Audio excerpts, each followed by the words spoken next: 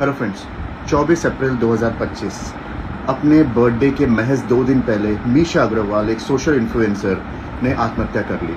Reason कि उसका influence था सोशल मीडिया पे कम हो रहा था, फॉलोअर्स कम हो रहे थे, उसकी पकड़, एंगेजमेंट कम हो रही थी। इससे इतना फ्रस्ट्रेटेड और इतना सैडन हो गई थी, इतना पेसिमिस्टिक हो गई थी कि उसने अपनी लाइफ ख़त्म कर दी। अब आप बताइए, जो लड़की जो पैदा हुई थी तब ये सोशल मीडिया था भी नहीं, और उसके बाद जो चीज़ आती है हम उसको इतना इम्पोर्टेंस दे देते हैं, लोगों के व्यूज़ को हम इतना इम्पोर्टेंस दे देते हैं कि अपनी ज़िंदगी ख़त्म कर लेते हैं। कितना जघन्य अपराध है। मतलब उसने जो सुसाइड किया उसकी कोई भी उसे शाबाशी नहीं मिलने वाली है, न सहानुभूति। हम कैसे किसी चीज़ को इतना इम्पोर्टेंस दे सकते हैं? क्यों नहीं? हमारे पास 2-3 तरीके होते हैं जीने के।